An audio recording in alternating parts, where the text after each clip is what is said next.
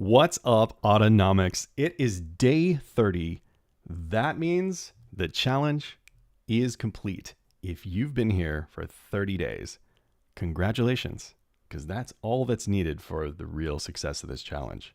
It's tough to do that. Not a lot of people do 30-day challenges, so if you've been here, congratulations. If this is the first video of yours that you are seeing, then please make sure you go back to the video before day one and take a look at all of the extremely useful neuropsychology that goes into habit adoption so you can learn this stuff. And then you can see some results like I will show you in just a second. But in any case, again, if you've come along for the journey this far, you've been here every day as I've tried to be, then congratulations, you put in the effort, you've got some data, you can take a look at some things, you can try to figure out what helps, what doesn't help, and just make your life better. And that's an empowering thing. So let's take a look at the data. And here, I'll tone down this nonsense a little bit. All right, so you're seeing a new layout and you're seeing some new things. My last iteration of the habit protocol was a 1 and a 2. The nutrition prep's just not as fun for me as going to the gym is. Excuse me. But that's obviously a very good number to see, right? This was my target habit, the morning workout, and my last friction was a 1, habit friction a 2 on the nutrition prep, because I am going to work out tomorrow, even though it's not part of the tracker. Let's cover a couple of things. First of all, there are any number of ways to look at this. And if you've been through the 30-day challenge each day, you've seen the different, or I've described a few of the different ways you can look at things. I've described a couple of the external factors, and we are an infinite number of external and internal factors, and all of those things will determine the things that we do and don't that day. So, use all of that, as I mentioned before, really try to track your own progress and see what things are happening on specific days, and just use all of that to learn some things about yourself. I described before how my birthday was the 19th of August, and I didn't do a workout that day, right? Yeah, nobody's going to be terribly mad at me for that unless it's me, right? So, you live your life, but you adopt the behaviors that you want to adopt. And there's a balance there. And as long as that balance is going in the way that you want to, then again, you've succeeded. So none of this is about perfection. My chart certainly isn't perfect, right? I've got missed days in here, some of them planned for, some of them not planned for.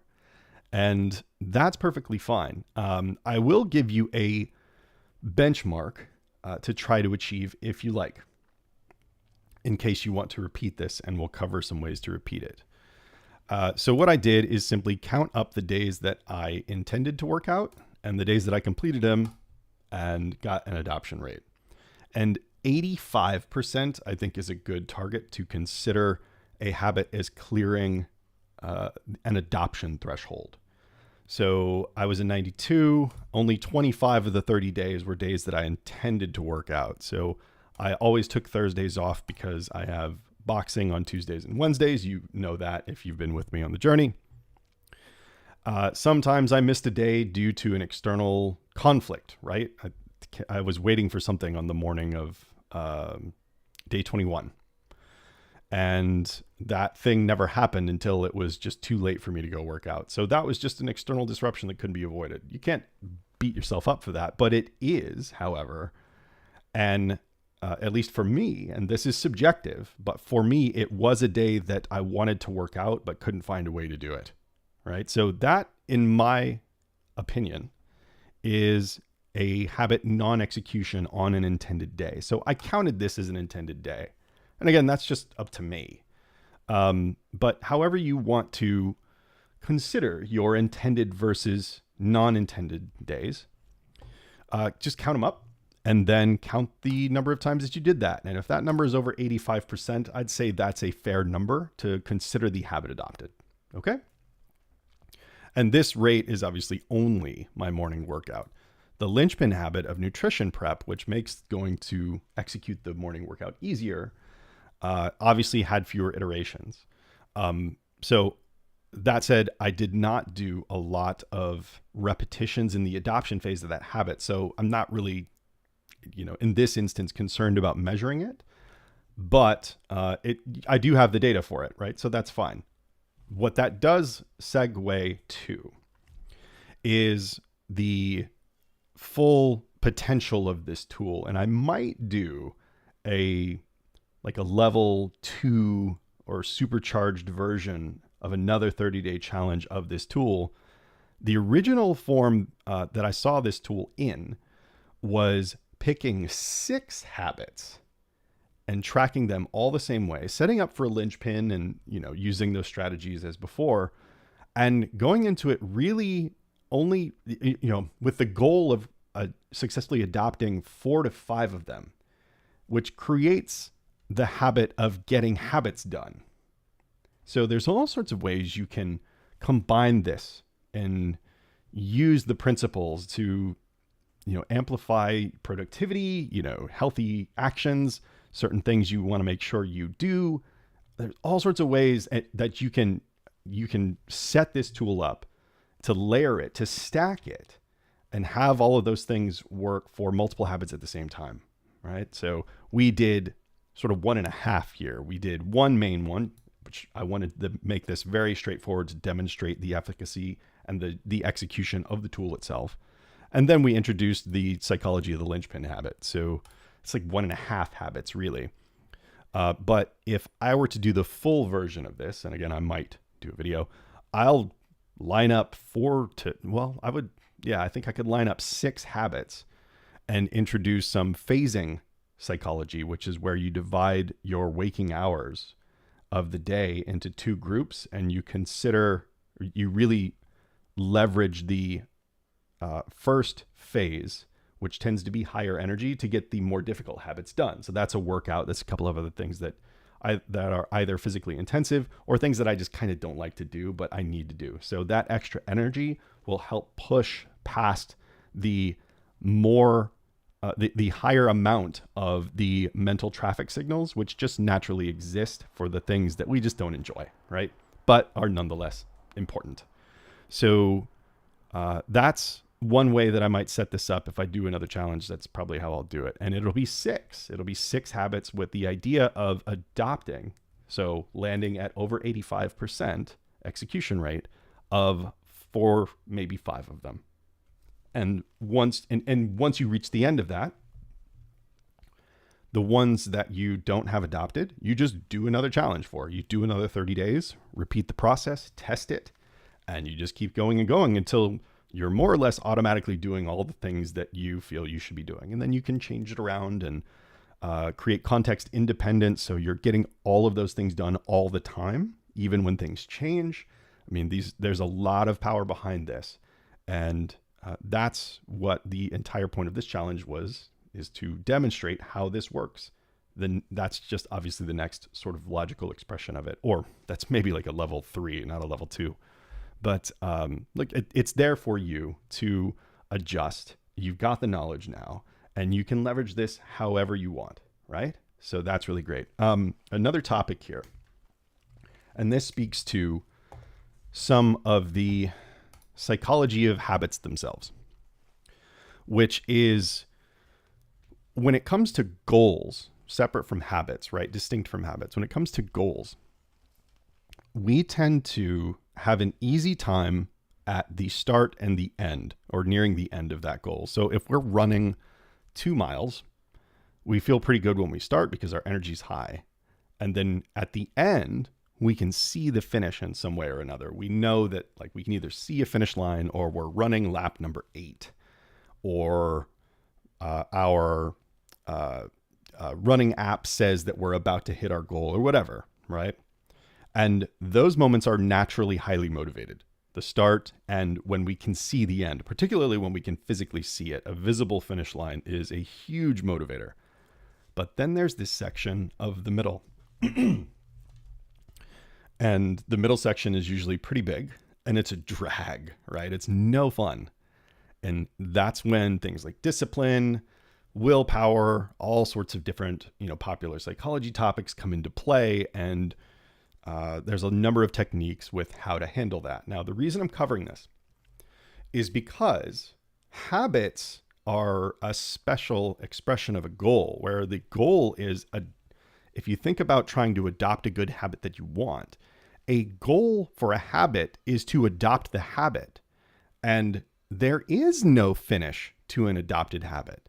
So habit adoption is full on lifestyle change. It's exactly what it is. We are changing the behaviors that we routinely do automatically every day. We're taking control of that. And that is really difficult behavioral change, right? We're establishing automatic behavioral change. That is really intense work, right? This 30-day tool demonstrates how to do it. What I'm saying is one of the reasons that it is so difficult is that there is no end to an adopted habit. There is no end section of the goal. If your goal is to adopt a behavior that you intend to repeat until you don't know when, right? Maybe until the day you're not here anymore. So that's something to be aware of as you step into contemplation of things that you want to change about your life, and that some of them will be really difficult, and having a good expectation of that difficulty and the technology to do it, as we demonstrated with this tool and other tools that are in autonomy, other tools that I teach, there's other videos about them, can really help the successful adoption of these different ideas that we have for our lives, right? So make no mistake, this is difficult stuff, especially if you don't know the neuroscience behind it. That makes it particularly challenging. And we end up in the situation that I described in the start video, where I was first introducing all of these topics with the old Coach Cal trying to go to the gym. And he's trying to adopt a gym habit, and eventually he just kind of fades out of it. And then he feels pretty terrible that he faded out of it. He's paying for a gym membership that he's not even using, so the habit's just been destroyed because there was no advantageous position. There was no knowledge behind how our brains treat habits to help the old Coach Kel along the way. Now you all have this, and you know the expectation and the psychological implications of adopting a habit in terms of its real nuance, which is that it's lifestyle change. If it's something we want to do just every day, but if it's something that we want to feel we want to do every day, then we're talking about pretty profound shifts in our daily lives. And that is difficult, right? We've lived up to today, or at least up to this challenge, if you've been along the way with me, essentially having very little conscious control over the habits we want to establish. Maybe you did some before, maybe you didn't. But now we're actually taking control of that for the first time. This is novel technique to the vast majority of the people that are trying this. It certainly was to me. I thought habits were a matter of willpower. Well, yes, to an extent. There is some resilience that's necessary to make sure you execute it, but you can actually leverage neuroscience to require less resilience to establish a resilient habit, right? So you just shift all of the winds in your favor, if you will, right? And that's the power of knowing these tools. That's the power of what my courses do. That's the power of the autonomy channel. And all of this stuff is meant to help you in the ways that our brains work naturally, right? So I wanted to make sure I covered that, because that is a serious implication of what types of success we can expect out of this type of change, right? So now you know what you need to know, and you can really smash through it. That said, I think we're here at the end.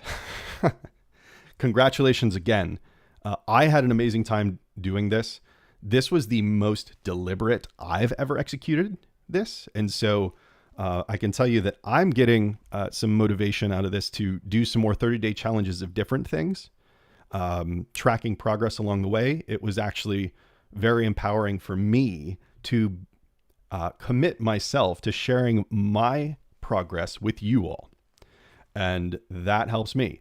That can also help you, right? If you share your progress with a friend, if you want to make your own videos and tell me about them, I will watch them, right? To a certain extent, I have only so many hours in the day, I promise, but I will cheer you on.